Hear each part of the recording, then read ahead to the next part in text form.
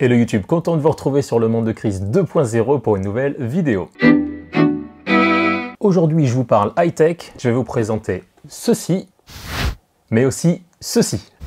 Non, en fait, pas vraiment. Je vais simplement faire un petit test dans lequel je vais utiliser l'Insta360 One Air avec les AirPods. Alors, vous ne le saviez peut-être pas, mais effectivement, on peut bien utiliser ces deux éléments ensemble. Mais d'abord, on laisse passer l'introduction.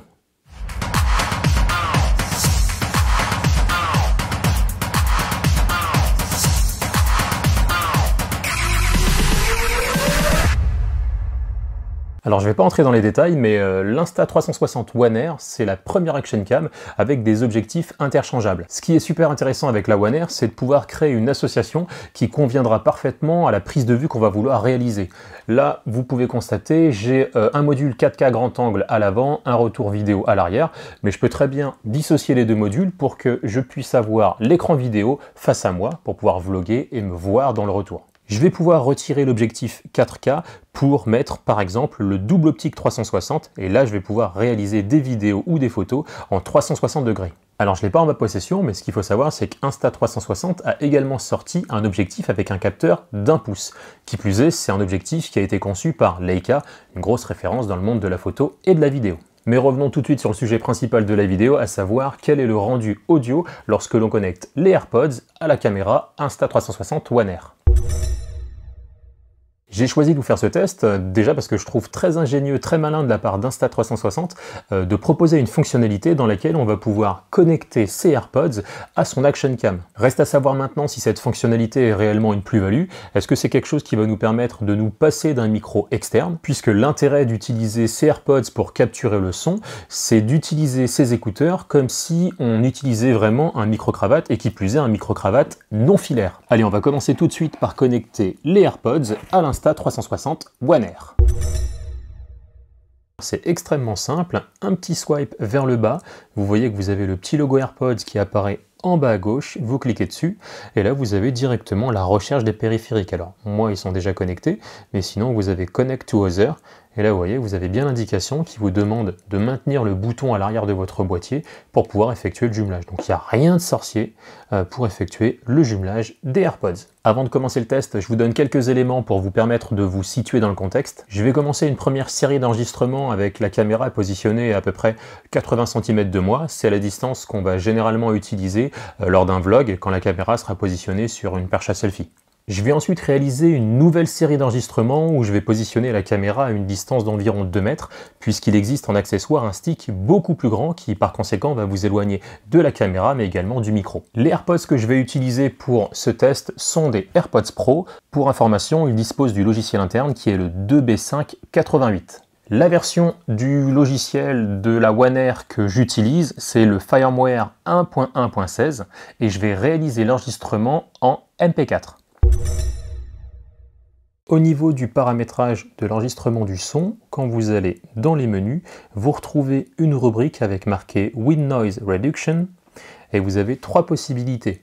Le premier, Voice Boost, donc c'est ce qu'on va utiliser pour avoir une amélioration automatique logicielle de la voix.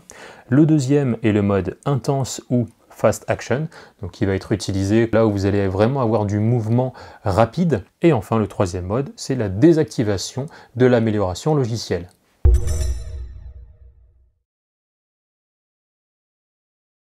Pour ce test, j'enregistre le son depuis les micros internes de l'Insta360 One Air. Au niveau des paramétrages, il n'y a pas le Voice Boost d'activer et la caméra est positionnée à environ 80 cm de mon visage. Pour ce test, j'utilise les AirPods Pro jumelés à l'Insta360 One Air. La caméra est positionnée à environ 80 cm de mon visage et il n'y a aucune amélioration logicielle au niveau de la voix d'activer. Pour ce test, j'enregistre le son directement depuis les micros internes de l'Insta360 One Air. La caméra est positionnée à environ 80 cm de mon visage et au niveau des paramétrages, cette fois-ci le Voice Boost est activé. Pour ce test, je capture le son avec les AirPods Pro jumelée à l'Insta360 One R. La caméra est positionnée à environ 80 cm de mon visage et cette fois-ci vous avez l'option Voice Boost qui est activée depuis le paramétrage de la caméra. Pour ce test, j'enregistre le son directement depuis les micros internes de l'Insta360 One R. Je n'ai pas activé le Voice Boost dans les paramétrages de la caméra et la caméra est positionnée à environ 2 mètres de mon visage. Alors, pour cette capture de son, j'utilise les AirPods Pro reliés à l'Insta360 One R. La caméra est positionnée à environ 2 mètres de mon visage et je n'ai aucune amélioration de la voix d'activer dans le paramétrage de la caméra. Pour ce test, j'enregistre le son depuis les micros internes de l'Insta360 One R. J'ai disposé la caméra à une distance d'à peu près 2 mètres de mon visage et au niveau des paramétrages, vous avez le Voice Boost qui est activé depuis la caméra. Pour ce test, j'enregistre la capture du son depuis mes AirPods Pro qui sont jumelés à l'Insta360 One R. La caméra est positionnée à environ 2 mètres de mon visage et j'effectue la capture de son avec le paramétrage Voice Boost d'activer depuis l'Action Cam. On va maintenant faire un petit débrief de ces tests, même si ça reste très subjectif puisqu'on est tous différents et on a tous une perception différente par rapport au son et à l'écoute. Mais bien sûr, vous pourrez vous faire votre propre idée par rapport à ce que vous avez écouté juste avant. Alors déjà, je trouve que les micros internes de la One R se débrouillent vraiment pas mal, surtout quand vous avez le mode Voice Boost activé, c'est une vraie plus-value. Au niveau du rendu sonore des AirPods, alors clairement c'est quand même une bonne surprise. Je trouve qu'on a quand même un résultat qui est assez agréable, surtout quand on est très éloigné, puisque là ça prend tout son sens d'utiliser les AirPods pour la capture audio. On n'est pas non plus sur un micro externe qui va vraiment avoir pour fonction de capturer le son.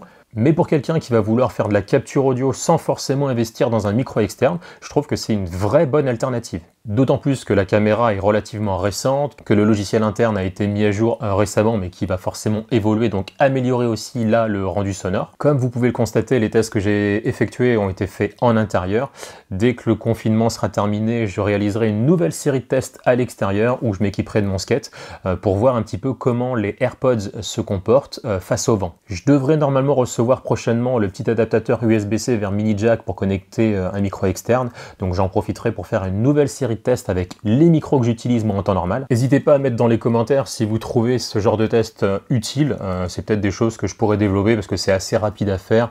Il n'y a pas trop de montage, il n'y a pas trop de séquences compliquées à réaliser, donc je pourrais en réaliser un peu plus souvent. Si vous avez aimé la vidéo, comme d'habitude, n'hésitez pas à la liker et à la partager, ça fait toujours plaisir. Et si vous voulez vous tenir au courant des prochaines vidéos qui sortiront sur la chaîne, je vous laisserai vous abonner et puis éventuellement activer la cloche des notifications. Je vous dis à très bientôt pour une nouvelle vidéo sur la chaîne et puis en attendant, prenez soin de vous, restez chez vous et encore un peu de courage. Allez, à très bientôt.